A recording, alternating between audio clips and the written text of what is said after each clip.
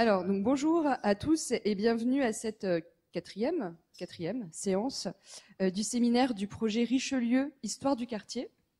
Donc là, c'est la première séance de 2023.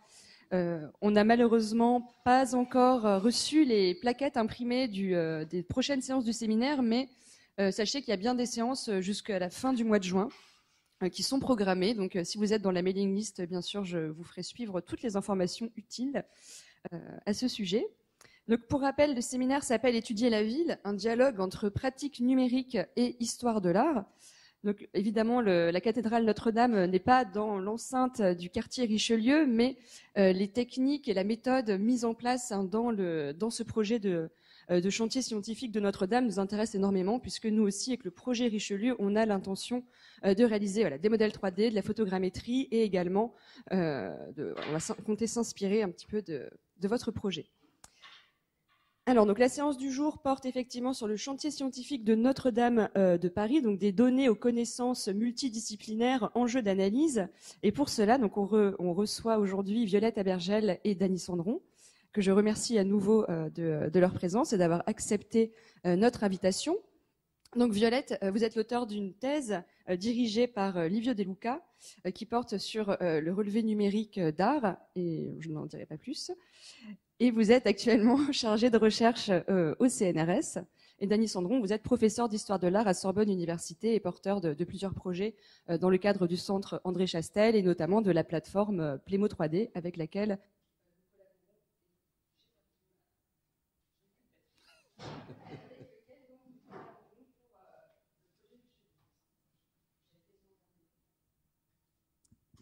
Merci. En fait, j'avais terminé. Du coup, voilà, je vous laisse la parole pour environ une heure et quart de présentation. Et puis ensuite, la parole sera à la salle pour des discussions et des échanges. Merci. Bien, merci pour cette invitation. Donc, merci pour cette invitation donc, à évoquer, à travers le cadre de Notre-Dame de Paris, l'interaction entre les technologies numériques et la recherche. Donc, vous savez tous évidemment qu'à la suite de l'incendie du 15 avril 2019, Notre-Dame a échappé de peu à une ruine totale, ce que le monde entier évidemment a déploré. Ça a fourni, sans faire de mauvais esprit, l'opportunité quand même au monde de la recherche à se fédérer et à essayer de faire avancer nos connaissances sur ce monument évidemment emblématique, avec des retombées évidemment bien au-delà dans le domaine de l'archéologie, de l'histoire de l'art et aussi évidemment des progrès dans le domaine des technologies numériques.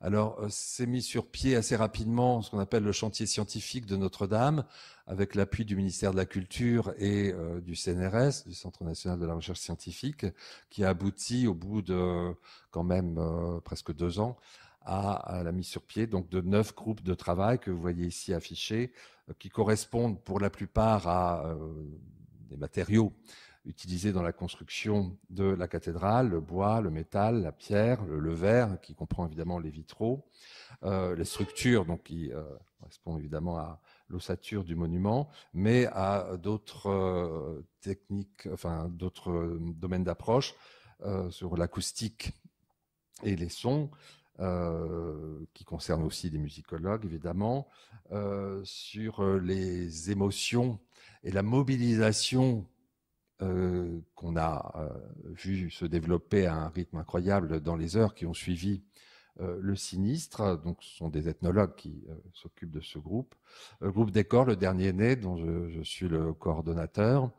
Et j'évoquerai à la fin de cette présentation, évidemment, un certain nombre d'activités de ce groupe et évidemment, last but not least, groupe données numériques, donc piloté par Livio De Luca et le MAP, donc laboratoire CNRS Université Culture, qui fournit justement le cadre numérique sur lequel sont en cours de versement évidemment toutes les données issues de la recherche, mais aussi de données numériques tirées des archives, données sources écrites, figurées, etc. Donc une masse énorme de données qu'on va pouvoir exploiter de manière très, très opérationnelle grâce justement aux travaux menés dans le cadre de ce chantier numérique.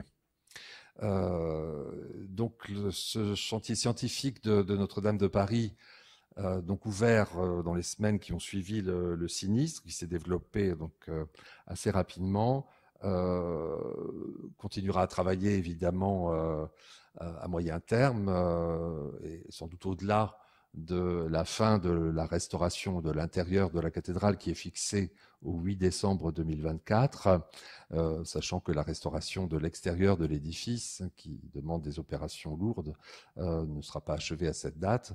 Et donc le temps de la recherche n'est pas celui évidemment de la restauration, encore moins des politiques. Et donc nous sommes ici lancés sur des opérations à long terme, mais dont on a déjà quand même des résultats assez spectaculaires. Je passe la parole à Violette pour présenter justement les avantages et les acquis de groupe numérique. Merci. Merci. Eh bien déjà, je voudrais commencer par vous remercier pour l'invitation. Je suis ravie d'être ici et de participer à ce cycle de séminaires.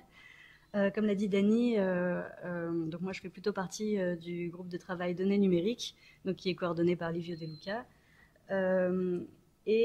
Alors, si le groupe de travail données numériques se positionne un petit peu à l'interface de tous les autres GT, avec, disons, la volonté de faciliter le travail d'analyse et d'études autour de la cathédrale. Il a aussi la volonté d'explorer des axes de recherche qui sont vraiment spécifiques à cette interface sciences du patrimoine, sciences du numérique, et en particulier à travers la construction d'un écosystème qui viserait à la fois à servir de mémoire de la cathédrale, mais aussi de mémoire de toutes les activités de recherche liées au chantier scientifique et de permettre, on va dire, l'accès à toutes ces ressources qui ont été générées par ces initiatives scientifiques et leur exploration, et puis, si possible, de susciter de nouvelles connaissances à travers des outils vraiment dédiés. Donc, alors très concrètement, l'écosystème qui est mis en place est un ensemble en fait de briques technologiques qui concernent différents aspects. Alors le premier pôle, disons, concerne évidemment tout ce qui relève de la collecte et de l'agrégation de données qui sont extrêmement hétérogènes. Le second point, lui, concerne plutôt l'enrichissement des données, donc c'est-à-dire tout ce qui va concerner les modalités pour aller documenter des données, assurer leur traçabilité, pour aller décrire les phénomènes observés sur des ressources numériques, des choses comme ça. Et puis un dernier aspect qui concerne peut-être des cas d'études un peu plus spécifiques, disons des considérations qui seront un peu plus opérationnelles à travers l'exploration d'outils qui vont permettre d'opérer des croisements thématiques, de comparer des états, différents états temporels, des choses comme ça. Alors, j'aime bien présenter cet exemple parce qu'il me semble assez emblématique des enjeux qui peuvent se poser quand on parle de données numériques pour un projet comme celui-ci. Donc ici, ce que vous voyez à l'écran, c'est une hypothèse de restitution de la charpente, en tout cas de son état pré-incendie, qui a été réalisée par Kevin Jacot, donc un maître de conférence qui travaille au laboratoire MAP. Pour réaliser ce travail, Kevin a dû se baser sur une grande variété de ressources numériques. Alors, tout d'abord sur des minutes de relevé établies par Rémi Fromont et Cédric Transo, donc bien avant l'incendie, c'est ce que vous pouvez voir ici, mais également sur quelques milliers d'images, quelques dizaines de milliers d'images, si je ne dis pas de bêtises, et également sur des relevés laser, des relevés photogrammétriques. Et malgré cet ensemble de ressources, il s'est avéré qu'il restait quand même des zones d'ombre, et même relativement nombreuses. Aussi des difficultés liées au fait que certaines ressources étaient certaines informations étaient plutôt discordantes. Et donc, il a dû faire un énorme travail de tri et d'interprétation. Et ça, je pense que ça montre bien à quel point, à l'heure où il est si facile de produire de la donnée numérique, il est indispensable de se poser la question de la façon dont on va la collecter, la structurer, et surtout faciliter l'exploration de ces corpus qui deviennent gigantesques, pour véritablement aller assister à l'extraction de connaissances. Donc c'est évidemment ce qui a motivé la première brique technologique, hein, vraiment une plateforme de dépôt de données qui permettait en tout premier lieu de centraliser les ressources produites ou collectées dans le cadre du chantier. Ça paraît bête dit comme ça, mais en réalité c'était pas si simple à mettre en place. Et surtout, ça a nécessité un important travail de pédagogie pour véritablement inciter tout acteur du chantier à faire cet effort de structuration et de collecte. Et puis, si on parle d'enrichissement, se pose la question du vocabulaire adopté pour aller documenter des données ou des observations. Évidemment, je pense que vous avez pu le voir avec les 9 groupes de travail qui ont été présentés.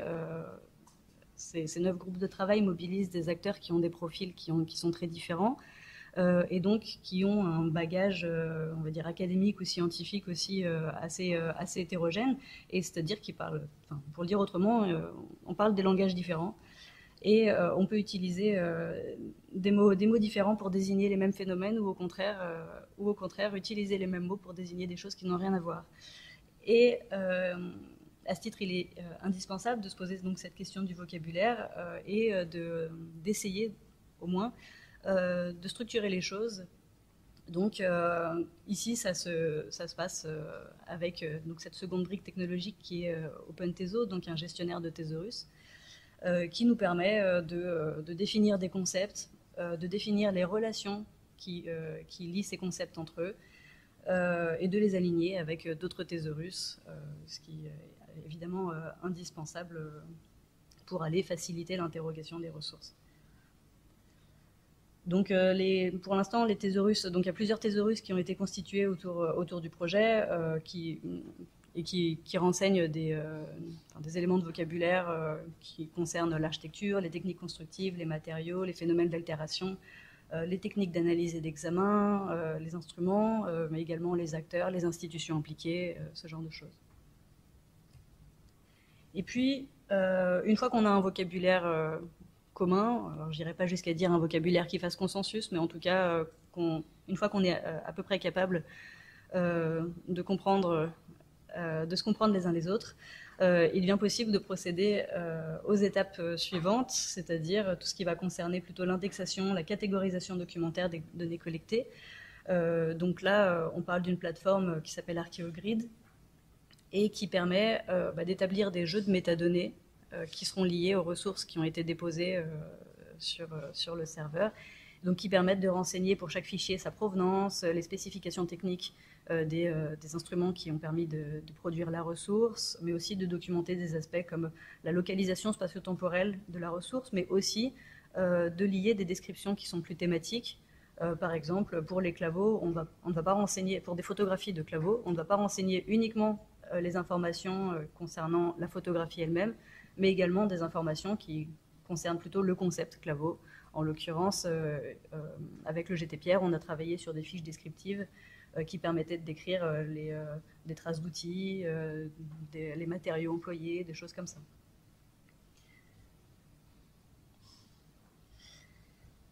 Et un autre aspect de l'enrichissement, donc là, on parle, disons, d'un outil qui a permis de documenter les ressources. Et là, maintenant, il s'agit de documenter les phénomènes qui peuvent être observés dans ces ressources.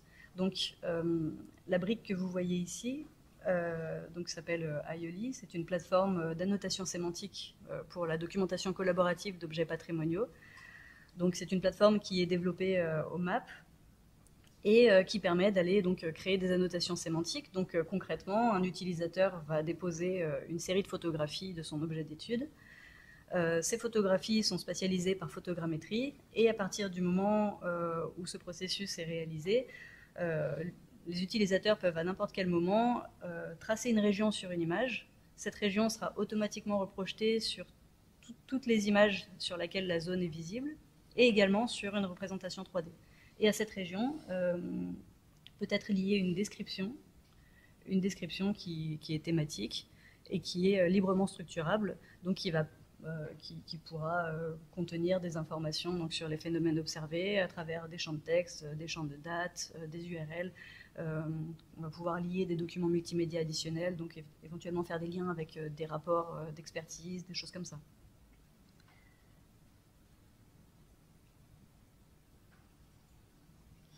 Donc à ce stade, on est capable de collecter des données, on est à peu près capable de se comprendre les uns les autres, on est capable de les décrire à travers des observations multithématiques et donc de faire converger différents points de vue sur des mêmes ressources. Et donc on constitue un corpus qui est quand même très hétérogène, qui va contenir des ressources donc très variées, des nuages de points, des maillages, donc des annotations sémantiques, des images spatialisées ou non, des échantillons d'analyse physico-chimique, des échantillons acoustiques, spatialisés ou non, là encore. Ces ressources elles vont aussi concerner différentes étapes temporelles avant et après l'incendie, différentes zones d'intérêt, différentes échelles, dans le cas de restitution, différents niveaux de fiabilité, et évidemment différents formats de fichiers. Donc on a un corpus qui, bien que richement décrit, reste encore difficile à exploiter.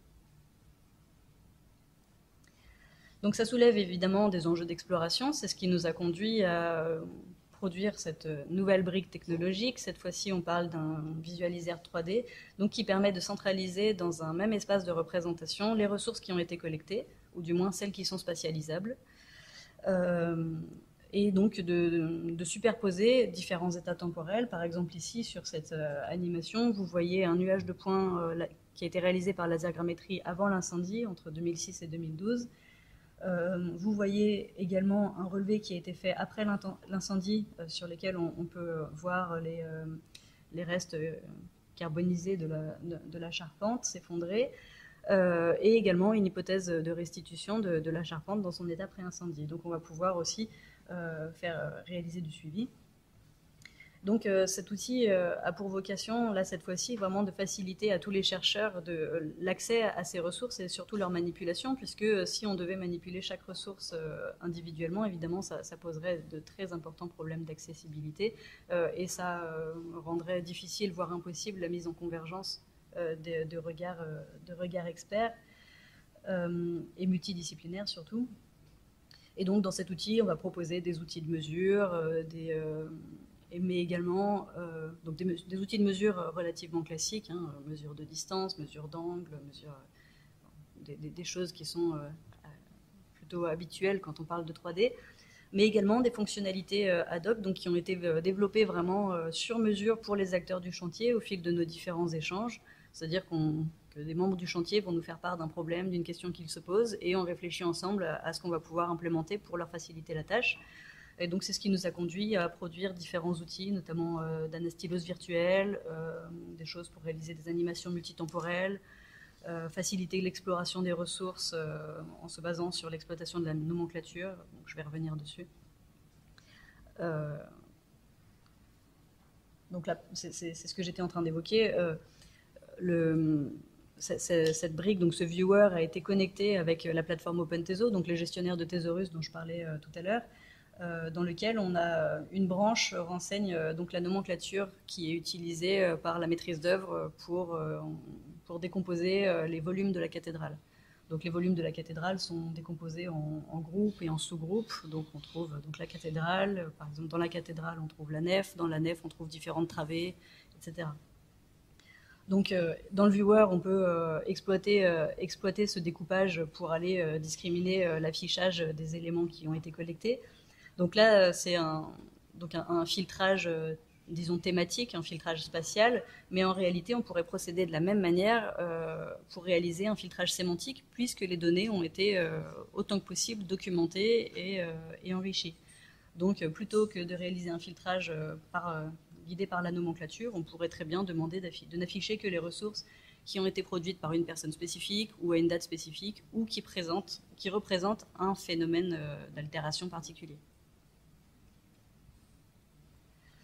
Et comme je le disais, les ressources qui sont visualisées sont systématiquement liées à leurs métadonnées, donc à la documentation qui en a été faite dans ArcheoGrid. Donc de cette manière-là, on assure un minimum de traçabilité et on va pouvoir justement permettre d'accéder aux données en proposant des outils d'exploration qui sont peut-être un peu plus intuitifs que juste la navigation dans un espace 3D qui fait converger un nombre assez conséquent de ressources. Et cet outil permet également de prendre en charge les annotations sémantiques qui viennent d'Aioli. Donc là, vous en voyez un exemple. Donc des annotations qui ont été réalisées dans l'une des chapelles. Des annotations sémantiques ont été réalisées sur Aioli en suivant le diagnostic qui a été réalisé par les architectes en charge de la restauration. Donc pour chaque espace de la cathédrale, on va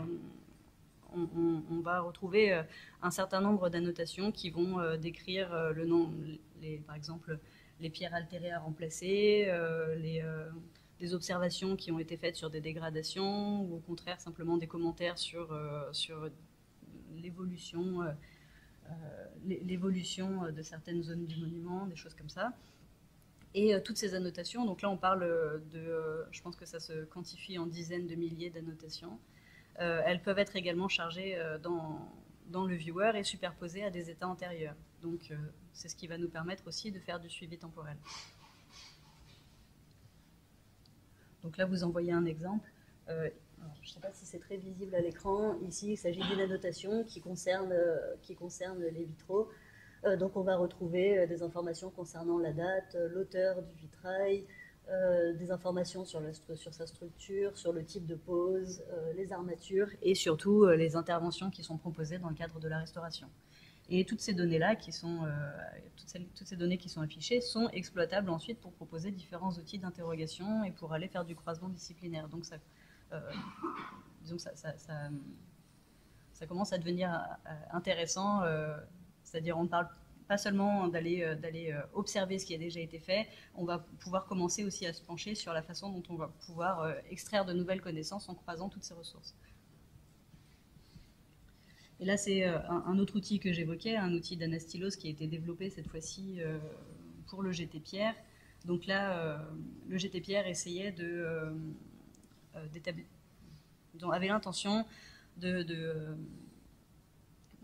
reconstituer l'arc doubleau effondré dans la nef à partir des claveaux qui ont été retrouvés après l'incendie.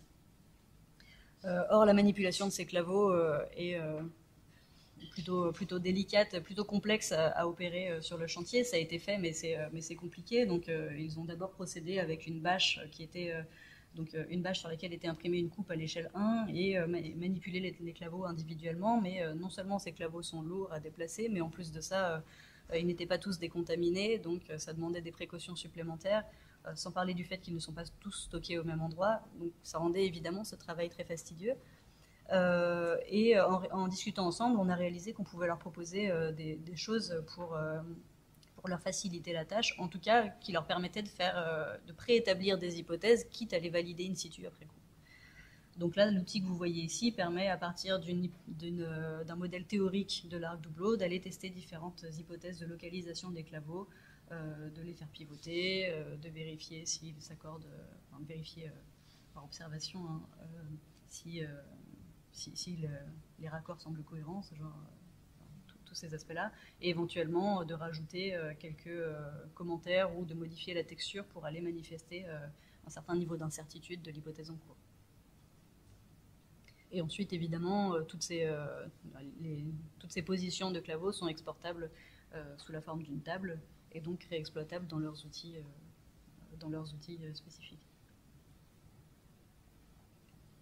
Et comme je le disais, les données qui sont collectées autour des ressources du chantier sont très intéressantes pour nous parce qu'elles nous permettent d'explorer de nouveaux outils. Alors, ce sont des choses qui sont très, très expérimentales pour le moment. On n'a pas forcément travaillé sur l'aspect ergonomique de la chose, mais ce que vous voyez ici, par exemple, c'est une requête qui permet d'aller accentuer les claveaux qui répondent à une certaine condition, en l'occurrence les claveaux qui présentent je pense qu'on peut le voir un petit peu mieux ici, qui présentent un attribut de type signe lapidaire, et la valeur associée à cet attribut doit être croix grecque. Donc quand on réalise cette requête, on sait que les éléments qui seront révélés contiennent une gravure en forme de croix grecque. Voilà. Donc là encore, ça facilite le travail puisque ça leur évite d'aller ouvrir les quelques 200 fichiers correspondant à chaque labo et de les observer individuellement. Mais pour aller plus loin, évidemment, on s'intéresse à des perspectives quand même peut-être un peu plus lointaines, qui concernent la propagation automatique d'attributs sémantiques, c'est-à-dire si deux ressources sont superposées, que ce soit spatialement ou géométriquement, on peut se poser la question de est-ce qu'elles partagent les mêmes attributs sémantiques. On peut opérer des comparaisons, on peut essayer d'aller rechercher des motifs récurrents dans les ressources qu'on manipule, et surtout en essayant de faire converger des descriptions multithématiques, on va pouvoir essayer de procéder à de l'analyse multidimensionnelle, c'est-à-dire en exploitant des caractéristiques qui concernent plutôt la spatialité, mais également la géométrie des objets qu'on documente, des aspects temporels également, et bien sûr les domaines de connaissances, donc cette fois-ci en profitant de toute cette documentation qui a été générée pour analyser des chevauchements thématiques, donc croiser des regards disciplinaires qui sont portés sur des mêmes objets d'étude, avec à chaque fois des intérêts pourtant très différents. Donc je vais faire un exemple et puis je m'arrête là pour te laisser la parole. Donc typiquement, en procédant de la sorte, on pourrait essayer de permettre de réaliser des requêtes un petit peu plus complexes que ce qu'on a l'habitude de faire jusqu'à présent quand on parle d'environnement 3D. Je vous en ai mis un exemple ici, alors c'est un exemple que j'aime bien utiliser, mais je tiens à rappeler qu'il est purement fictif. Personne ne nous a posé cette question en particulier.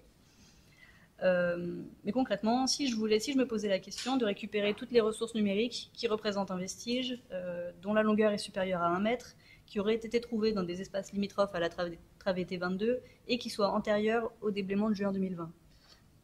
Comment est-ce que je pourrais m'y prendre ? Alors, évidemment, si je devais fouiller dans la base de données, ça serait très fastidieux, mais cette requête, elle est quand même plus complexe qu'elle en a l'air, puisqu'elle mêle des critères qui sont très variés, qui sont très, très différents. Le premier est un critère documentaire. Je cherche des ressources numériques. Alors ici, j'ai été plutôt gentil. Je cherche n'importe quel type de ressources numériques, mais je pourrais imposer une contrainte. Je voudrais que ce soit une image ou une image en format JPEG, par exemple. Mais surtout, on enchaîne avec un critère sémantique. Donc lui, ce critère-là, il nous impose déjà d'être capable de définir ce qui est un vestige, et surtout d'être capable d'identifier un vestige sur une ressource numérique. Donc là, ça nous renvoie à la fois à l'intérêt de procéder, d'accorder une attention toute particulière à la gestion du vocabulaire, mais également à l'enrichissement sémantique des données qui sont collectées. Ensuite, je voudrais que ce vestige il ait une longueur supérieure à 1 mètre. Alors, en faisant abstraction du fait qu'on n'est pas forcément tous d'accord sur la longueur du vestige, sur la dimension à considérer comme étant sa longueur, ce critère-là, il nous impose surtout d'être capable d'établir un lien entre une assignation sémantique et une représentation géométrique. Donc, bon, c'est de moins en moins trivial.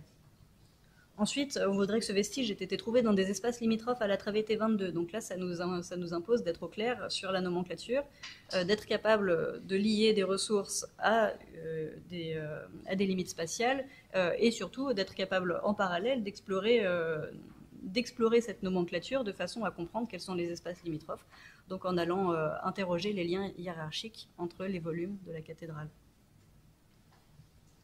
Et puis enfin, un critère temporel qui n'est pas moins trivial que les autres, puisqu'il nous impose d'être au clair sur la façon dont on exprime une information temporelle. Là, on parle d'un contexte où parfois on a des personnes qui nous disent qu'ils sont spécialistes du Moyen-Âge, et d'un autre côté, on a des personnes qui nous disent qu'elles produisent une donnée le 18 août à 14h32.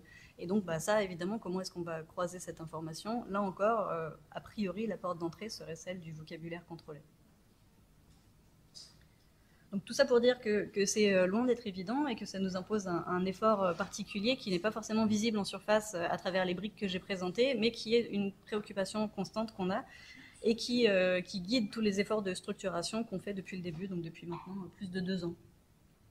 Et pour aller donc vers des outils tels qu'on aimerait les proposer, pour permettre à tout un chacun de réaliser ce type de requête et donc d'accéder plus facilement à l'information, on pense passer par donc évidemment des modèles de connaissances qui se caractériseraient sous la forme d'une base de données graph, mais qui seraient continuellement analysées de façon à chercher en continu à créer de nouvelles relations entre les nœuds de ce graphe, c'est-à-dire d'analyser les liens, que ce soit sémantiques, spatiaux, géométriques, formels, etc., entre les ressources qu'on manipule ou entre les concepts qu'on manipule. Et l'exploration conjointe de ce graphe et des potentiels qu'on connaît bien, des plateformes de représentation, de visualisation 3D, nous permettrait d'effectuer ce type de requêtes complexes en plusieurs temps avec un préfiltrage des résultats et ensuite affiner les choses, cette fois-ci en profitant du potentiel d'analyse des moteurs de rendu temps réel. Là, je ne vais pas forcément m'étendre sur ces questions-là parce qu'on risque de rentrer dans des considérations un peu trop techniques, mais c'est pour vous donner une idée aussi des aspects qui nous préoccupent actuellement.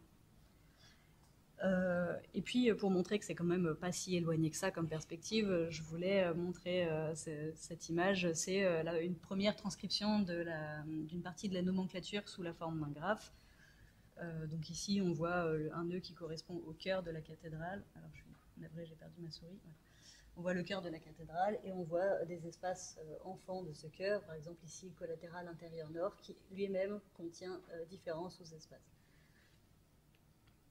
Mais toutes les annotations qui proviennent d'Aioli peuvent aussi être représentées sous la forme d'un graphe. C'est ce que vous voyez ici. Donc ici, tous les points violets que vous voyez sont des observations qui correspondent au diagnostic de la maîtrise d'œuvre. Donc chaque point violet correspond potentiellement à une pierre à remplacer, à une opération à réaliser sur le chantier. Et ce graphe-là peut être mis en relation avec les éléments de vocabulaire qui proviennent d'OpenTeso. Et donc là, alors c'est pas forcément très visible à cause de l'éclairage de l'écran, mais tous les nœuds orange ici, donc qui correspondent à des observations dans le cadre du diagnostic, sont liés à des éléments de vocabulaire qui sont présents dans les thésaurus. Donc c'est ce qui va nous permettre d'aller faire disons, une partie de la requête que je vous ai présentée avant. Alors évidemment, ça soulève quand même un certain nombre de questions techniques, en particulier parce que les liens ici sémantiques établis entre les observations qui proviennent d'Aioli, donc les annotations sémantiques spatialisées en 3D, et le vocabulaire, ces liens-là ont été établis a posteriori. Donc on va avoir des liens qui n'ont pas lieu d'être. Par exemple, un exemple typique, c'est à chaque fois qu'une description contient dans le cadre 2, on va trouver un lien sémantique avec le vocabulaire du Pérouse de Monclos, le cadre qui évidemment correspond plutôt. Donc ça nous conduit quand même à penser qu'il y a un très gros effort de pédagogie à faire de façon à ce que ces choses-là soient anticipées le plus en amont possible de la collecte, même de la production des données. Et lorsque les descriptions sont saisies, il faut qu'elles puissent s'appuyer vraiment dès ce moment-là sur les éléments de vocabulaire, ce qui impose évidemment donc, de faire cet effort perpétuel, de se poser la question du vocabulaire qu'on manipule, des concepts, et puis de proposer des outils pour nous les plus intuitifs possibles pour que ce travail de description ne soit pas trop indigeste pour les chercheurs et ne les décourage pas. Bon, je vais m'arrêter là pour te laisser la parole. En tout cas, si certains aspects vous intéressent en particulier, il y a un certain nombre de vidéos qui présentent les différentes briques technologiques du GT numérique qui sont disponibles en ligne sur notre-dame.science. Merci beaucoup, Violaine.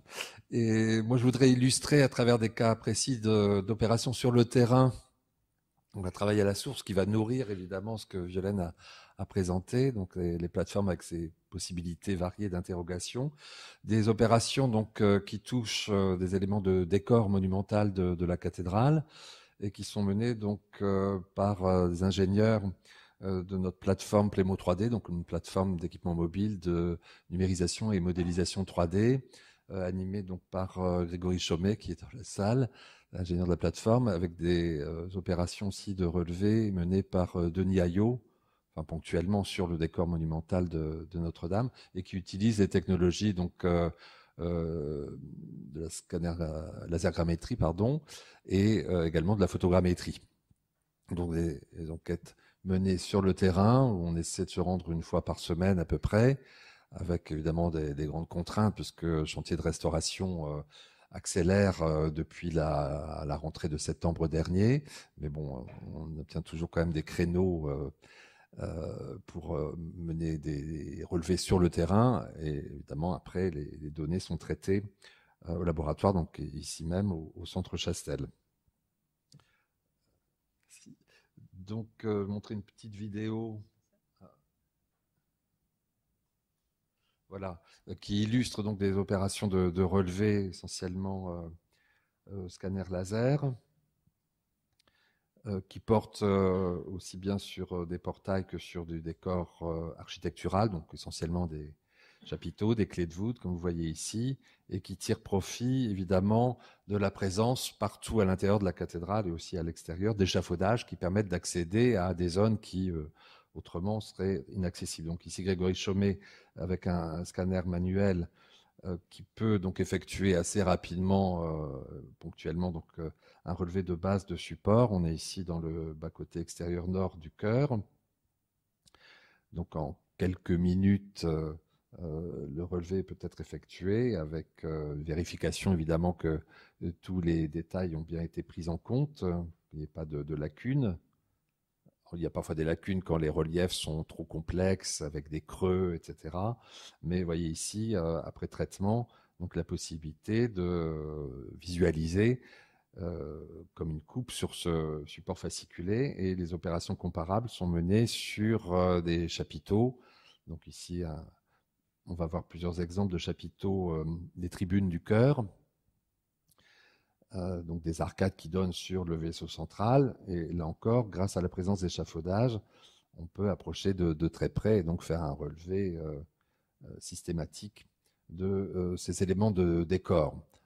Alors, on en avait évidemment des photographies et on continue aussi à couvrir avec cette technique classique le répertoire ornemental de la cathédrale, mais le fait d'avoir donc des éléments en 3D qu'on va pouvoir comparer de manière beaucoup plus détaillée les uns aux autres et aussi avec des relevés effectués sur d'autres monuments va permettre évidemment d'avancer de manière assez poussée sur la connaissance de ce décor qui renvoie évidemment à un contexte régional ou interrégional de développement de l'architecture gothique dans la deuxième moitié du XIIe siècle, mais au-delà, sans doute aussi avec le monde byzantin, puisqu'il y a des éléments ici qui rappellent de manière très, très éloquente des traditions beaucoup plus anciennes et éloignées, évidemment, mais avec lesquelles donc, le monde gothique d'Europe occidentale était en contact à ce moment-là.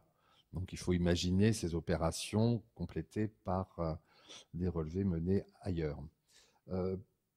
En dehors du décor monumental intérieur, on a aussi évidemment des projets sur des portails de la cathédrale. Ici, petit portail qui sert un petit peu d'expérimentation, la porte rouge, donc percée sur le flanc nord du chœur dans les années 1260. Donc qui a perdu une partie de son décor, mais quand même pour les parties supérieures, ici le tympan avec le couronnement de la Vierge en un couple royal et des scènes de la vie de Saint-Marcel dans les voussures. Donc un relevé, là encore effectué avec le scanner manuel par Grégory Chaumet, qui a pris une demi-journée maximum sur le terrain, j'entends, avant le travail de traitement des données, qui est toujours plus long évidemment, plusieurs journées en laboratoire. Voilà ce que ça donne, le nuage de points, donc la cartographie de tous les impacts du rayon laser sur l'œuvre, et ici avec un habillage texturé, et donc, permet de zoomer, et qu'on peut compléter évidemment aussi avec ce qui va apparaître, donc un relevé photographique, pour donner évidemment l'aspect beaucoup plus proche de la réalité pour la couleur, notamment de la pierre, etc. Alors, on a mené conjointement des opérations de relevé de fragments de polychromie avec des restauratrices spécialisés dans la sculpture polychrome et également des ingénieurs du laboratoire de recherche des monuments historiques. Et on va pouvoir utiliser ce relevé 3D pour justement bien localiser et étudier évidemment ces vestiges de polychromie, parce que le nom de Porte Rouge se rapporte peut-être aussi à une dominante chromatique de la sculpture et pas seulement à la peinture rouge des vantaux de ce portail. Alors, les mêmes technologies donc, ont été développées ailleurs. Je vous ai parlé tout à l'heure de la photogrammétrie, donc une technique donc, qui utilise un appareil photo classique en multipliant les prises de vue qui se chevauchent, et après, avec un traitement sur ordinateur, avec des logiciels spécifiques, donc de pouvoir aboutir à une représentation 3D. Donc cette technologie est développée sur le site de Notre-Dame par Denis Ayot, donc docteur de notre université, qui maîtrise ces technologies auxquelles il a été formé par Grégory Chaumet et qu'il a appliqué sur différents éléments du décor, une fois de plus, clé de voûte, comme vous voyez ici, chapiteau ou base. Sur la clé de voûte en haut à droite, vous avez ces petits rectangles bleus qui correspondent à les différentes stations de prise de vue, donc qui contournent l'objet à relever. Vous voyez quelques dizaines, et après traitement, donc vous donnez le relevé 3D. Donc là encore, profitant des échafaudages, nous avons pu nous approcher de pièces qui sont placées à plusieurs mètres de hauteur, comme ici un des chapiteaux de la colonnade qui sépare les doubles bas-côtés nord du chœur, qui était quasiment illisible avant la catastrophe de 2019, puisque la cathédrale était complètement encrassée. Donc ici, on a un état après un nettoyage de cette zone de la cathédrale, où le relief, évidemment, apparaît beaucoup plus nettement que lorsque les éléments sculptés étaient complètement encrassés. On distingue encore dans des creux, à l'abri des décapages des siècles derniers, des vestiges de polychromie qui sont en cours d'analyse également. Et toutes ces données, évidemment, figureront in fine, évidemment, sur la plateforme mise sur pied par le groupe numérique. La suivante vous montre le chapiteau, enfin un de ces chapiteaux du chœur, vu depuis les plateformes d'échafaudage, et puis le rendu en 3D, donc avec la technique de la photogrammétrie réalisée par Denis Ayot. Alors ici, c'est une image fixe, évidemment, mais il faut imaginer la possibilité de tourner, de faire tourner cette pièce pour pouvoir en observer tous les détails à 360 degrés. Même chose pour cette clé de voûte d'une des travées du bas-côté extérieur de la nef, côté nord. Là encore dans une zone qui a été choisie comme test pour des premiers nettoyages de l'intérieur de la cathédrale après la catastrophe de 2019.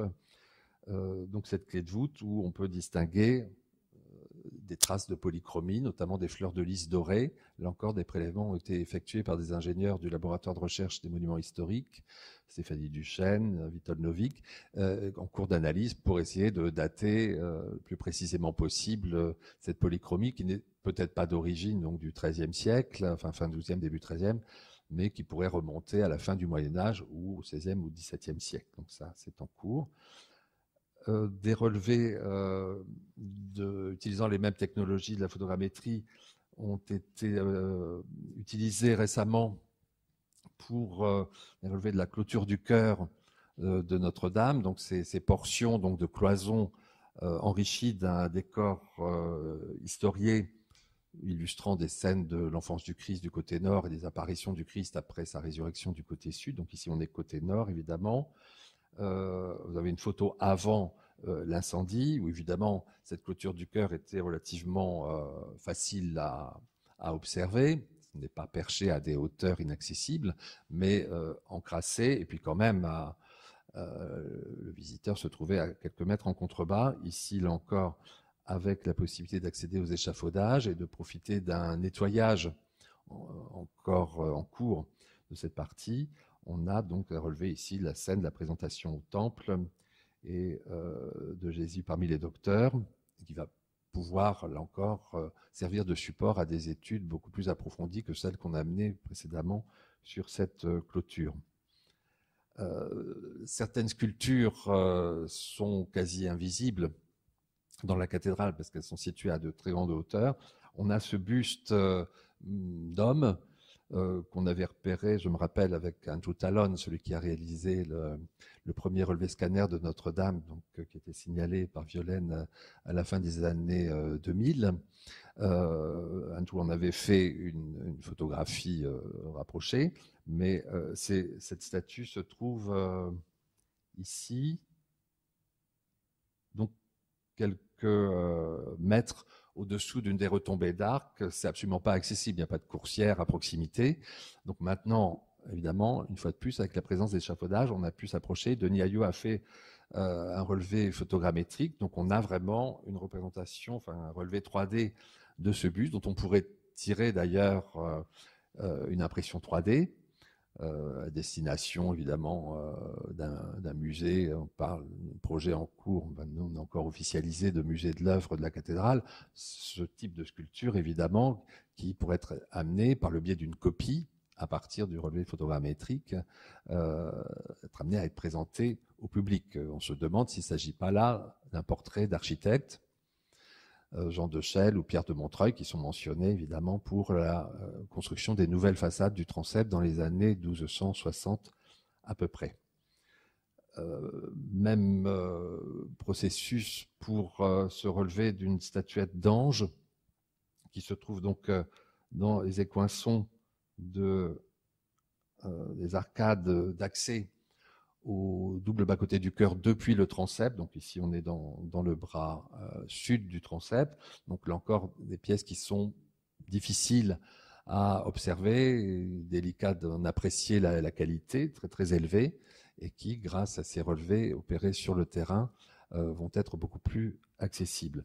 Et je terminerai avec ce dont vous avez sans doute entendu parler, à l'occasion des fouilles menées à la croisée du transept par des équipes de l'INRAP, donc de l'Institut national de la recherche archéologique préventive, sous la direction de Christophe Beignet, ont été mises au jour, entre autres, des vestiges du jubé du XIIIe siècle. Donc le jubé, c'est cette clôture qui isolait le chœur liturgique occupé par les chanoines avec l'autel majeur, donc dans la partie orientale du vaisseau principal, de la nef qui, elle, était fréquentée par les fidèles.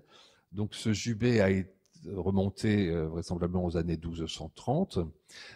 Il a été transformé à plusieurs reprises et en grande partie détruit au début du XVIIIe siècle pour des impératifs liturgiques, à l'époque où le clergé souhaitait que les fidèles puissent voir au moins en partie les offices se déroulant dans le chœur liturgique, ce qui était impossible auparavant puisque cette cloison de pierre, s'élevant jusqu'à 5 mètres de hauteur à peu près, barrait évidemment la vue en direction du chœur liturgique. Donc vous avez ici des exemples des coinçons, d'éléments sculptés, moulurés, avec des vestiges très très vifs, enfin très spectaculaires de polychromie, avec des rouges, des bleus, de la dorure, etc. Des têtes également, des fragments de drapés ou de visages, de mains, etc., qu'on va pouvoir essayer de réinterpréter en confrontant à ce qu'on peut connaître du jubé, où étaient représentées des scènes de la Passion du Christ depuis l'entrée à Jérusalem jusqu'à sa résurrection. Je ne rentre pas dans les détails. Au total, ce sont 1305 fragments exactement qui ont été récupérés lors des fouilles. Il reste vraisemblablement encore d'autres fragments. Il faut espérer que des fouilles reprendront après la reconstruction de la voûte de la croisée et de la flèche qui la coiffe. Ces fragments sont stockés actuellement en dehors de Paris dans un dépôt donc lié au chantier de restauration de Notre-Dame et vont faire donc l'objet d'une étude approfondie. Je vous ai reproduit donc cette restitution. On avait réalisé avec Andrew Tallon il y a une dizaine d'années donc du jubé, enfin qui vous montre le jubé de la cathédrale et ses dimensions à la croisée du transept. Donc on peut imaginer que avec les relevés qui vont être réalisés avec ces techniques photogrammétrie ou lasergrammétrie, sur place, donc dans le fort de Saint-Vits, qui sert de lieu de dépôt des fragments provenant de Notre-Dame, opération qui est menée par le MAP. On va pouvoir procéder à une sorte de anastylose, donc de reconstruction virtuelle de ce jubé, préalable évidemment à une exposition de ces fragments au public, puisque c'est quand même un témoignage rarissime et d'une qualité et d'un état de conservation, pour le détail, extraordinaire, qu'on peut comparer à des œuvres de ce type qui sont mieux conservées, par exemple en Allemagne, le jubé de la cathédrale de Naumbourg en Saxe, ou des fragments épars du jubé de la cathédrale de Mayence, et j'en passe. Plus près de Paris, évidemment, le jubé de la cathédrale de Bourges, dont des fragments sont présentés dans la crypte de la cathédrale, ou d'autres fragments du jubé de la cathédrale de Chartres. Donc là, c'est une pièce vraiment très très importante pour l'histoire de la sculpture gothique du XIIIe siècle, qui est surgie au cours des fouilles donc menées il y a à peu près un an, en février-mars 2022, qu'on peut compléter avec des fragments beaucoup plus réduits en nombre, découverts au XIXe siècle et présentés ou conservés en réserve au musée du Louvre. Le tout quand même nous révèle une œuvre majeure, et donc le chantier scientifique de Notre-Dame étudie ces pièces et il aura vocation évidemment à les présenter physiquement, mais aussi virtuellement, de la meilleure manière possible au public des chercheurs et aussi un public beaucoup plus large. Voilà, donc je vous remercie pour votre attention et j'en termine avec cet exemple spectaculaire.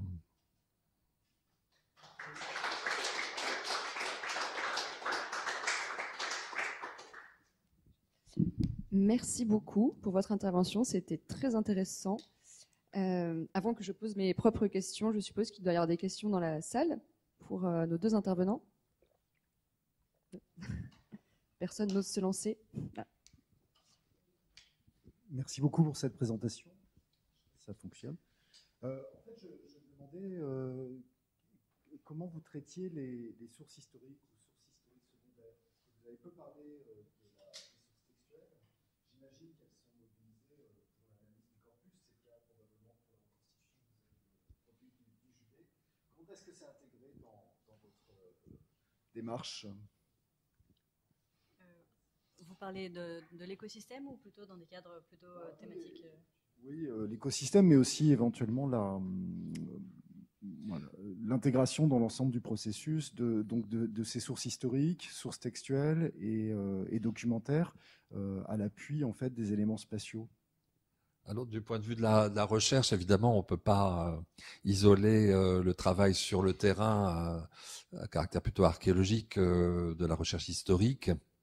Et donc, il y a des travaux menés au sein du groupe Décor, parce que je reste dans ce domaine-là. Christina Dagalita, donc, qui est une de nos docteurs, mène un travail sur les inventaires du trésor de la cathédrale, au XIVe et XVe siècle notamment, qu'elle peut confronter avec évidemment la réalité architecturale du monument, parce que dans les inventaires du trésor, on a des mentions évidemment de décoration ponctuelle de la cathédrale, etc., et qui nous renseignent sur la vie de la cathédrale, qui a laissé des traces évidemment sur son état physique, donc qu'on peut observer de près, une fois de plus, grâce à la présence de ces échafaudages. Donc c'est toujours cette confrontation qui est le travail de base d'un historien entre les sources et la réalité du monument.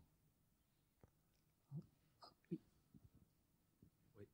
Peut-être pour compléter, rebondir sur la question d'Emmanuel et reformuler. Enfin, d'abord, un grand bravo pour ce travail qui est super inspirant et évidemment, moi qui travaille aussi sur des données, je suis évidemment très épaté par tout ce que vous avez pu mettre en place. C'est spectaculaire, quoi. Et il se trouve, alors désolé, je vais parler du coup de ce que je fais un tout petit peu, mais je suis associé donc à un projet ANR qui travaille sur les registres du chapitre de Notre-Dame, donc qui est coordonné par Julie Claus Trolamop et qui associe les archives nationales et l'école des Chartes où je travaille à l'acquisition du texte des registres, donc du chapitre, registres médiévaux. Et on a pas mal avancé. on a une couche texte qui n'est pas parfaite, mais on a quand même énormément de documentation historique, essentiellement du XIIIe siècle. Ça représente à peu près 15 000 vues. Et là, on est en train de fouiller tout ça, on essaie d'annoter les personnes, les lieux, etc. Évidemment, on crève d'envie, quoi, de s'arrimer à votre écosystème, de pouvoir lier cette documentation historique, comme le disait Emmanuel, à votre système d'information spatialisé, 3D, peut-être aux autres annotations, et on se demande comment faire, que ce soit pour les lieux. Alors, je me demandais d'ailleurs quel était le périmètre de votre système d'information, si c'était juste vraiment l'enceinte de la cathédrale ou est-ce qu'on débordait un petit peu aux alentours, et comment on peut éventuellement s'arrimer à des personnes. Vous évoquiez des architectes, il est fort probable qu'on en retrouve des mentions dans ces registres. Donc la question, c'est tout simplement, effectivement, comment est-ce qu'on articule cette documentation 3D, un système d'information, et puis des sources historiques qu'on est en train d'acquérir et d'annoter.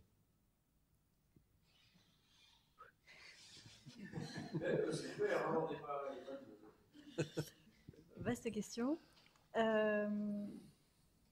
Alors bon, déjà, là, je vais commencer par le plus simple. Pour la cathédrale, pour l'échelle, pour l'instant, on se limite aux abords. En fait, on s'est basé, on a utilisé comme modèle de référence le relevé laser d'Andrew Tallon, même si certains relevés laser ultérieurs, donc post-incendie,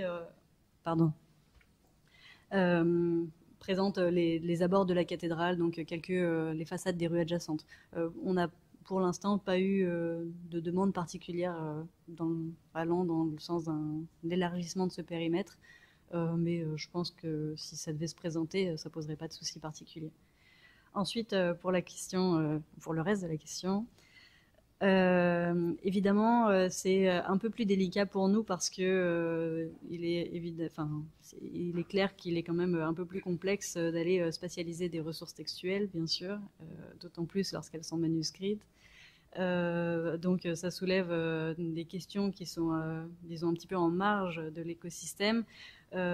Toujours est-il que les outils de documentation, donc de catégorisation documentaire que j'ai présenté au tout début, peuvent être exploités aussi pour de la ressource textuelle, donc permettent quand même d'établir des liens entre une ressource et éventuellement des éléments de vocabulaire qui sont dans les thésaurus utilisés pour le chantier scientifique. Donc c'est par exemple ce qui permettrait de mentionner que tel fichier est lié à un architecte de telle époque ou à différents concepts.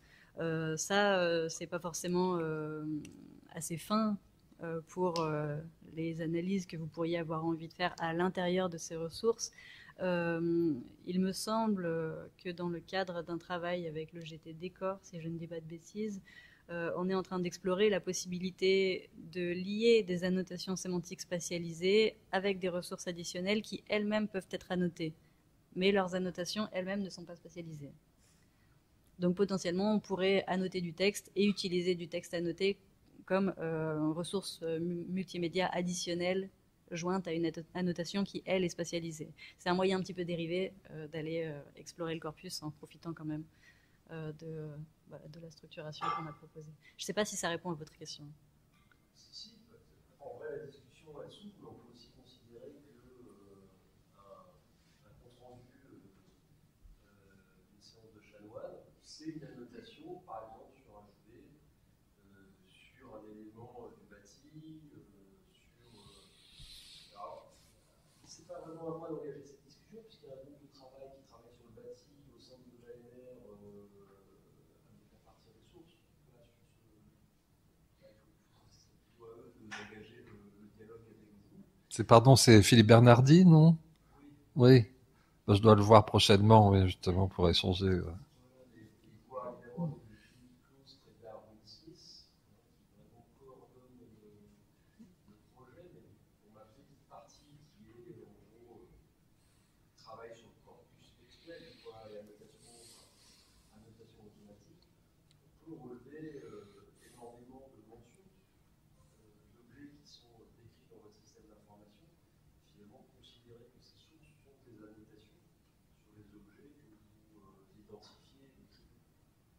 Oui, c'est effectivement une possibilité. Après, je dirais que c'est très contextuel. Enfin, tout dépend, je pense, des ressources dont vous parlez, donc, et surtout de l'échelle, c'est-à-dire d'échelle thématique de vos observations et de ce que vous espérez tirer de vos annotations aussi.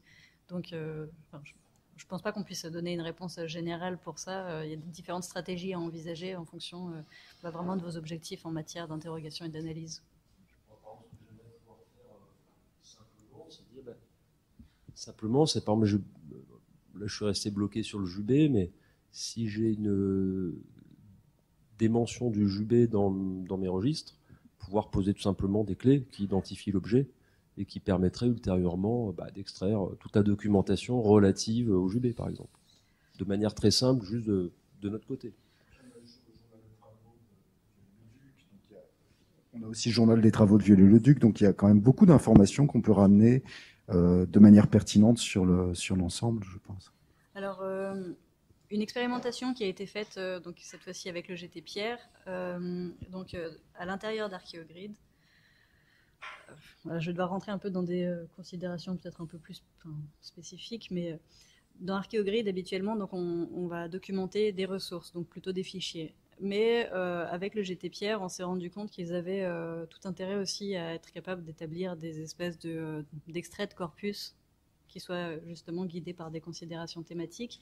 Et à ce titre, on a, ma collègue Sarah Tournon, qui travaille à Archéovision et qui est impliquée dans le GT numérique, a développé un outil qui permet, à l'intérieur d'Archéogrid, de documenter des objets. Donc un objet à entendre vraiment comme objet patrimonial, hein, quelle que soit son échelle, donc comme objet physique.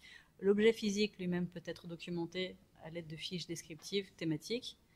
Et cet objet physique, qui a un identifiant unique, peut aussi être lié au reste des ressources qui sont documentées de manière plus classique dans Archéogrid. De cette manière, on a une porte d'entrée. Donc l'objet physique, finalement, nous donne le lien vers toutes les représentations qu'on a réussi à faire converger à l'intérieur de la plateforme.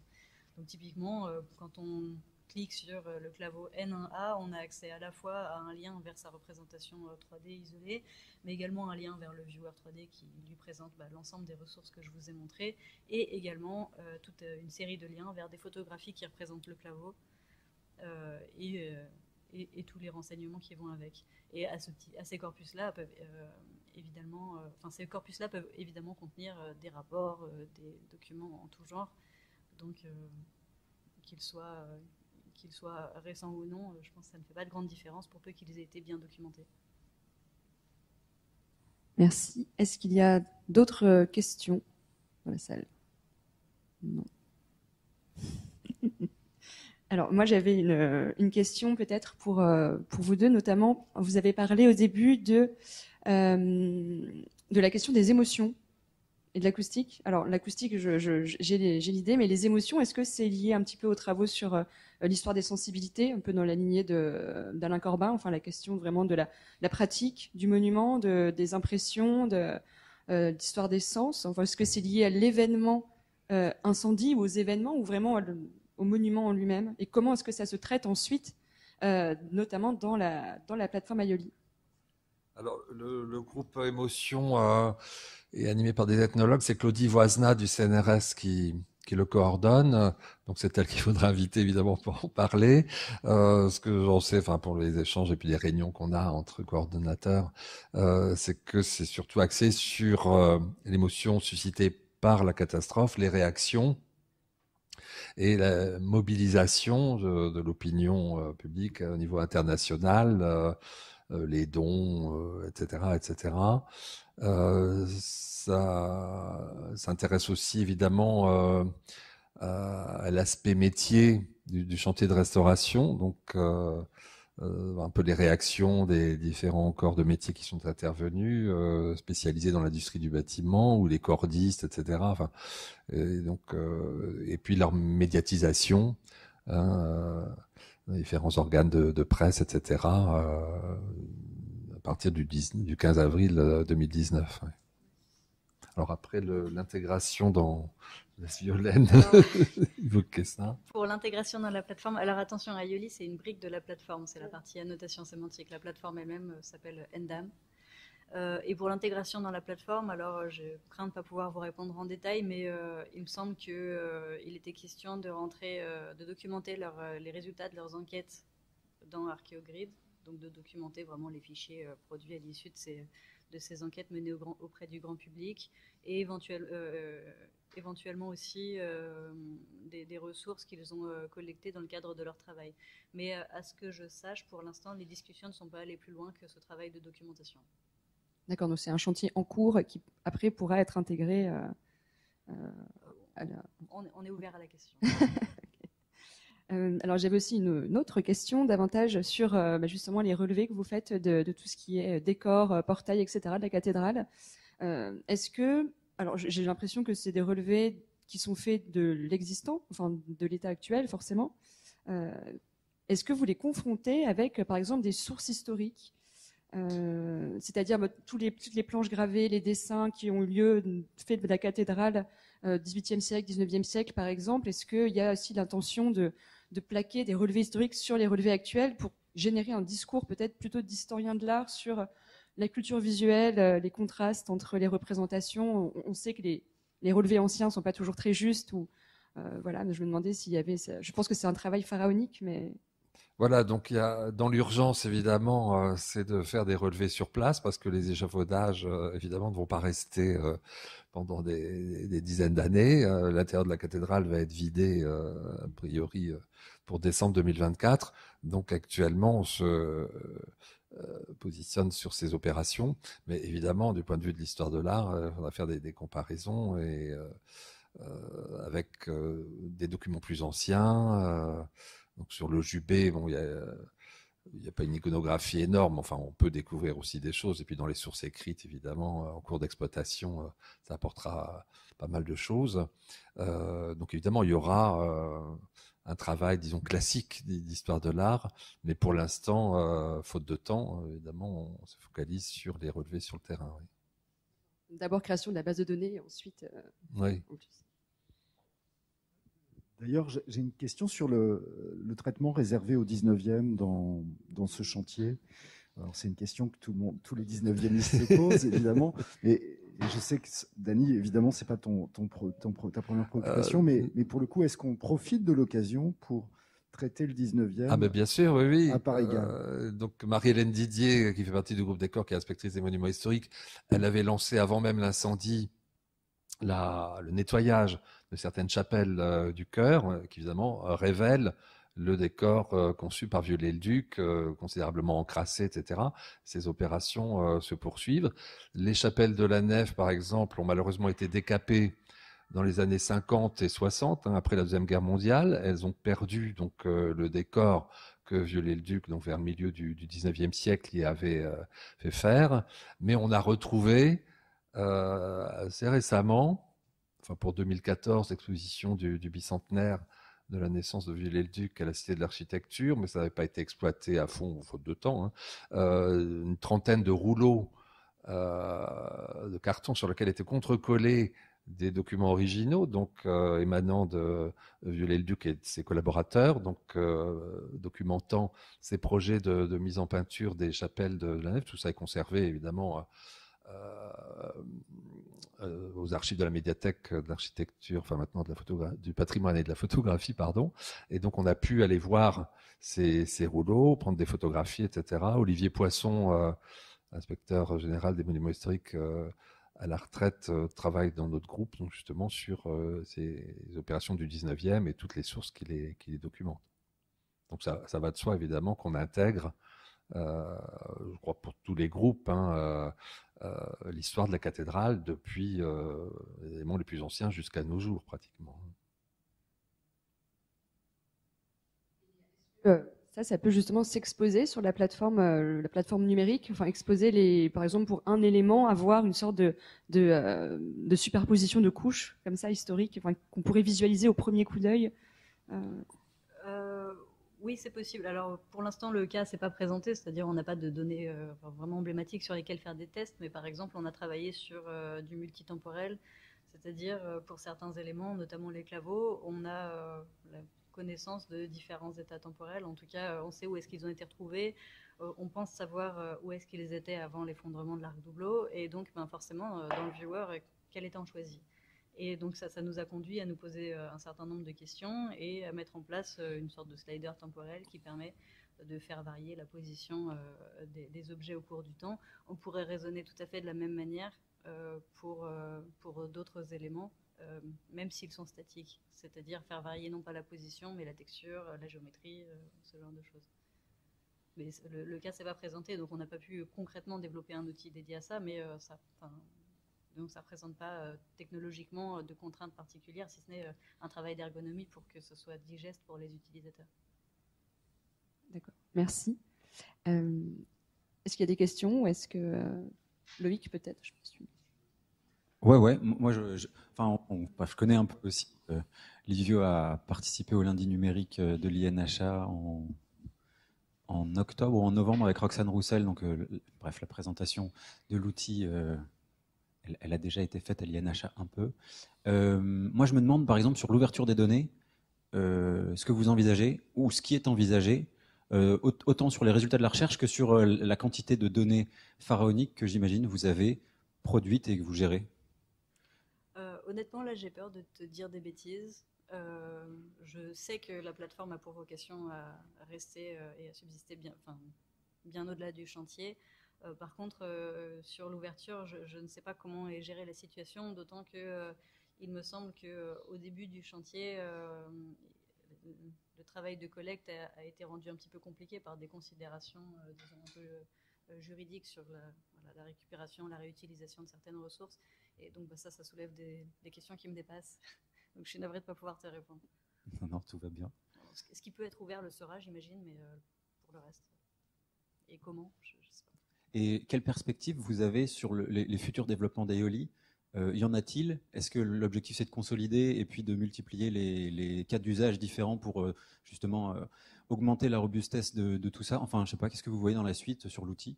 Alors, est-ce que tu parles d'Aioli ou est-ce que tu parles de la plateforme Endam? Je sais pas, de ce sur quoi tu vas travailler en tout cas, toi. Ah.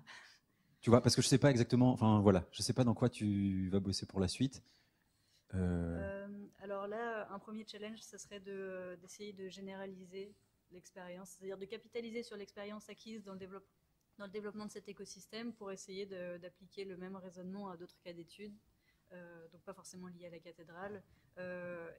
C'est un travail qui est fait notamment en lien avec le projet Espadon, donc un projet Equipex qui est porté par la Fondation des sciences du patrimoine et qui a justement pour vocation de proposer un écosystème numérique qui permette, disons, de mettre en place différents systèmes d'information tels que celui qu'on a développé, en tout cas dans un état d'esprit semblable. Après, sur les perspectives, honnêtement, elles sont très nombreuses parce que tous les, on va dire, chaque point que j'ai présenté soulève un grand nombre de questions. Moi, à titre personnel, ce qui m'intéresse, c'est le passage de la donnée à la connaissance. Donc, comment est-ce qu'on peut faciliter le croisement d'informations et disons, l'analyse de toutes ces ressources qui ont été collectées et si possible au prisme de leur spatialité.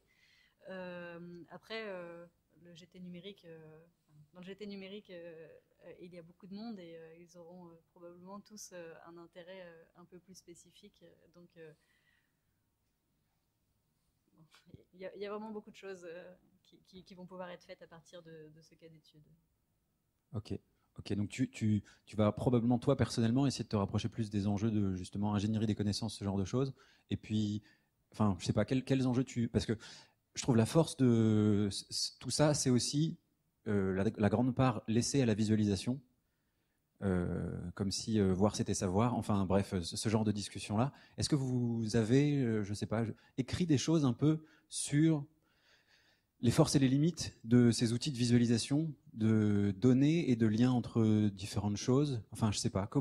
Est-ce que vous discutez un peu des enjeux épistémiques des outils que vous produisez? Bon, je sais pas. Je mets les pieds dans le plat, c'est peut-être dur aussi.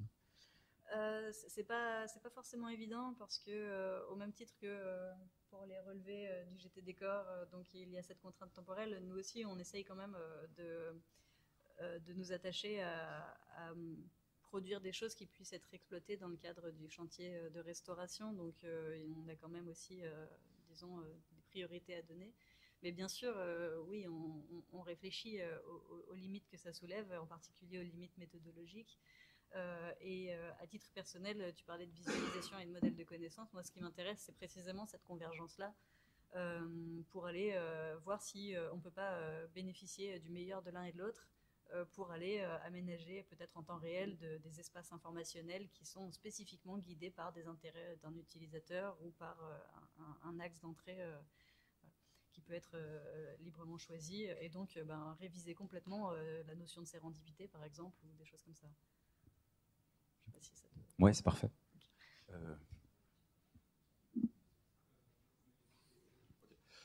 Moi, du coup, j'avais une question à la base qui s'est transformée en deux questions grâce à Loïc. La première, c'était du coup, est-ce que ces outils-là, Archigrid surtout, vont être réutilisés en dehors du projet Notre-Dame? Parce que j'imagine que c'est un sacré boulot de développement quand même. Et alors, voilà. Archigrid n'a pas été développé spécifiquement pour Notre-Dame à la base. D'accord. Donc il est déjà utilisé pour bien d'autres projets. Ah, d'accord, autant pour moi. Et je pense que si vous êtes intéressé par la plateforme, il est tout à fait possible de contacter la personne qui en est responsable, donc Sarah Tournon. Ok, d'accord. Et la deuxième, c'est justement sur des plateformes comme ça, qui ont quand même l'air très complexes et l'air de gérer des quantités de données assez impressionnantes. Comment est-ce que les chercheurs et chercheuses qui bossent sur le projet se l'approprient et qui viennent pas forcément du numérique? Je veux dire, à quel point est-ce que ça reste utilisable? Alors pour l'instant, on traite ce problème en faisant un effort de pédagogie et d'accompagnement qui est quand même assez conséquent. Donc dans la première année du projet, il y avait Thomas Pouillet qui était postdoctorant au CITER, je pense, et qui justement était chargé de faire l'intermédiaire entre les outils et les communautés à qui il s'adresse. Et puis, depuis le départ de Thomas Pouillet vers d'autres horizons, on s'attache individuellement à essayer d'accompagner les utilisateurs, de faire un effort, déjà un effort de documentation en premier lieu, mais même d'organiser des dialogues, des échanges assez réguliers pour déjà recueillir leurs questions, leurs impressions, et aussi alimenter notre réflexion, puisque au fil de ces discussions, on pense à de nouveaux outils, et puis on va les tester auprès d'eux. Ils nous en révèlent les limites opérationnelles, et puis on essaye d'affiner les choses comme ça. On raisonne vraiment beaucoup au fil de l'eau. Merci. Justement, je voudrais revenir sur les aspects plus pratico-pratiques en fait, de la plateforme et de l'outil. D'une certaine manière, tout à l'heure, quand j'en ai parlé avec vous, je disais oui, finalement, c'est un dispositif inspiré du BIM. Vous m'avez corrigé. En même temps, peut-être que ma confusion... Alors, je ne sais pas si c'était ma confusion seule ou si c'est un moment comme ça que ça a été vendu. J'aimerais que vous nous parliez un peu plus des liens que cet outil a avec le chantier lui-même et l'ensemble des acteurs qui interviennent sur le chantier. Parce que ce qu'on a vu, c'est très centré autour de la maîtrise d'ouvrage, de l'élaboration des choix de restauration, de restitution et de la documentation des états historiques. Mais est-ce que les entreprises utilisent réellement la plateforme? Comment est-ce qu'on réintègre les produits documentaires générés par le chantier?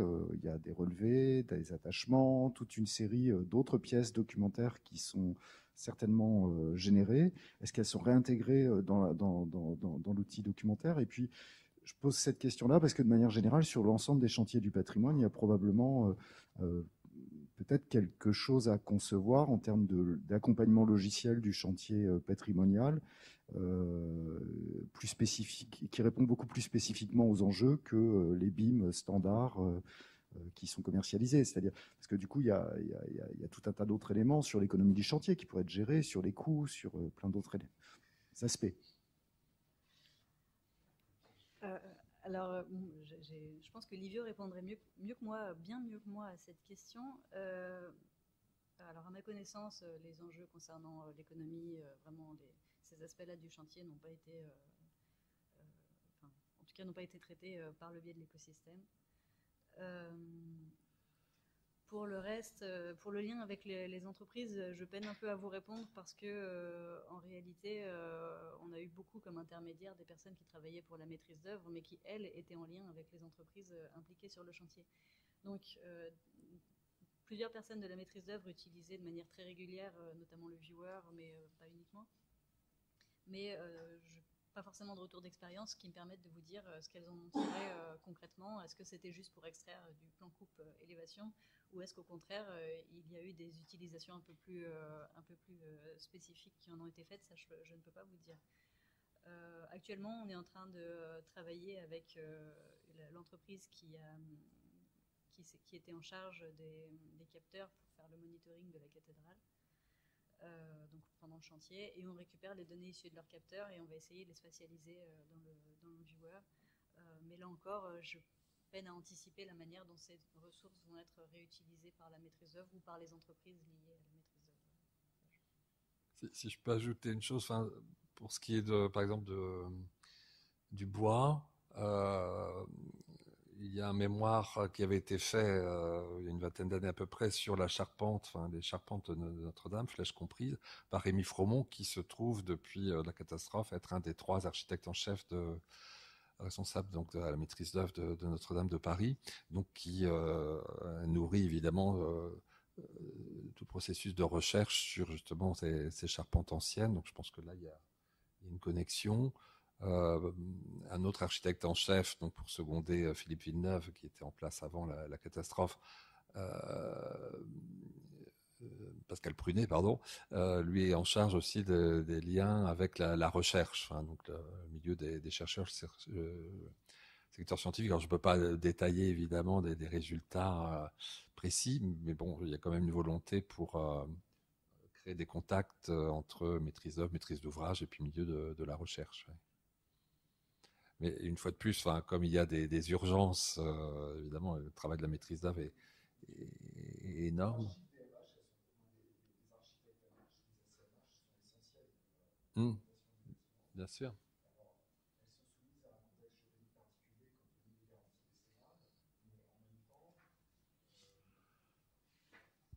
Donc ces archives, elles sont soumises à des enjeux de propriété spécifiques parce qu'il y a des responsabilités qui sont associées à leur conservation compte tenu de la garantie décennale.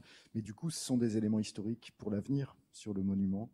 Donc du coup, être capable de les intégrer dans un continuum documentaire, c'est à mon avis un vrai enjeu pour cette plateforme-là. Je crois d'ailleurs que assez rapidement après la catastrophe, ces archives ont été en grande partie numérisées quand elles n'avaient pas été faites auparavant et mises à disposition de la maîtrise d'œuvre. Ça, c'est la médiathèque du patrimoine de la photographie a été très très réactive là-dessus. Est-ce que vous avez d'autres questions? Non. Personnellement, moi, je suis très impressionné du fait qu'on voudrait que la plateforme développée, elle réponde à toutes les questions. Alors qu'on fait que des outils souvent qui servent à une chose ou à peu de choses. Et enfin bref, et moi le premier, bref, mais donc enfin bon, j'ai l'impression qu'il y a eu beaucoup de questions difficiles aussi parce qu'on veut tirer la couverture dans tous les sens. Et je pense que c'est difficile pour les outils de répondre à tout. Je pense que c'est aussi parce que c'est assez inédit comme expérience de pouvoir faire converger des ressources aussi diverses et aussi riches dans un même écosystème et à travers différentes portes d'entrée, que ce soit la porte d'entrée documentaire, la porte d'entrée 3D. Donc forcément, ça soulève aussi beaucoup de perspectives et des questions d'ordre un peu plus opérationnel. Qu'est-ce qu'on a déjà fait? Qu'est-ce qu'on aimerait pouvoir faire? Qu'est-ce qu'on ne peut pas faire? Moi, je m'alimente de ce type de questions, justement, ça nourrit aussi nos réflexions au quotidien. Donc, il ne faut pas hésiter, si vous en avez encore. Oui, c'est-à-dire qu'il y a un effort qui est tel qu'on se dit que ça devient l'objet documentaire de référence. Et donc, du coup, il y a un statut à assumer un petit peu. C'est-à-dire qu'il ne faut pas que ça devienne un objet documentaire comme les autres, qui devrait être archivé ultérieurement, ou qu'il faudrait pouvoir de nouveau recontextualiser, etc. On se dit qu'il y a un petit peu un moment zéro là, et qu'on voudrait en effet inscrire ça dans une continuité, pour rebondir sur ce que vient de dire Emmanuel. C'est-à-dire qu'en soi, on se dit qu'il y a une forme, il y a le prototype d'une archive, quoi, ou d'une manière de repenser des modes d'accès à des archives. et que ce serait dommage que cet objet-là devienne juste une archive à documenter comme les autres. On voudrait pouvoir capitaliser en tout cas sur cet effort-là pour pouvoir continuer à agréger et produire de la connaissance autour de cet objet incroyable. C'est l'objectif du projet Espadon, quelque part, hein, d'essayer d'utiliser cette expérience, pas seulement celle-ci, mais globalement, hein, les différents efforts qui ont été faits dans les laboratoires ou les institutions pour aller mettre en place des systèmes d'information, que ce soit celui-là ou d'autres, et d'essayer de capitaliser sur tout ça pour essayer de réfléchir à un nouveau média pour les sciences du patrimoine, une nouvelle façon d'accéder à l'information, puisqu'on voit bien qu'il n'est plus tellement satisfaisant d'attaquer l'information de manière individualisée par la ressource. Mais donc il y a peut-être toute une façon, quelque chose de complètement nouveau à envisager. Et donc c'est l'objectif du projet. Alors ils appellent ça l'objet patrimonial augmenté. C'est peut-être un peu abstrait comme concept, mais c'est justement d'aller explorer cette notion-là. Donc, et plusieurs membres du GT numérique sont impliqués aussi donc, dans ce projet. Donc on a quand même bien l'intention d'essayer de tirer profit de cette expérience et puis de prendre conscience aussi des limites méthodologiques de notre démarche pour essayer de faire mieux les fois suivantes. Oui, il y a un petit peu de ça.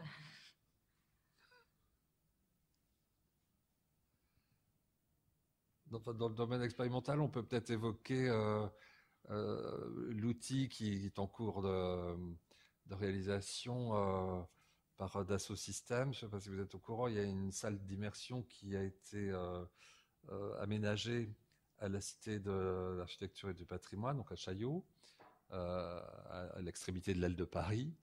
Et donc qui permet à une dizaine de personnes donc de s'immerger, dans le cas qui nous intéresse, dans le nuage de points de Notre-Dame de Paris, donc à partir des premiers relevés faits par Andrew Talon et augmentés, précisés, etc. Et donc j'ai eu cette expérience il y a un mois à peu près, donc on se retrouve donc avec un système de lunettes qu'on porte évidemment devant les yeux, c'est purement virtuel, à l'intérieur de ce nuage de points avec la possibilité de changer d'échelle. Donc on peut se retrouver comme un géant de 30 mètres à l'intérieur de la cathédrale, et à ce moment-là, simplement en tournant les yeux, on peut voir la première travée et la dernière travée, ce qui est impossible quand on est sur place évidemment, et ça permet de faire des remarques qu'on n'avait jamais eu l'occasion de faire étant sur place ou en regardant des photographies, des plans, des relevés, etc. Et puis donc ce nuage de points, il est évidemment enrichi de différentes données. Tout cela est en cours. Évidemment, le chantier numérique est associé. Et donc on peut simplement en pointant sur tel élément voir apparaître un relevé très précis d'un chapiteau et pourquoi pas des données issues de dépouillements d'archives, de sources plus anciennes, etc. Alors je ne dis pas que ça va être le seul outil valable pour étudier Notre-Dame, mais évidemment c'est une perspective nouvelle qui s'offre à nous et qui pourrait être aussi appliquée à d'autres sites. Il l'avait fait pour les grottes de Lascaux, etc. Donc, mais là, ça ouvre des portes quand même pour l'étude, la connaissance d'un monument. Merci. Est-ce qu'il y a encore des remarques ou est-ce qu'on clôture la séance?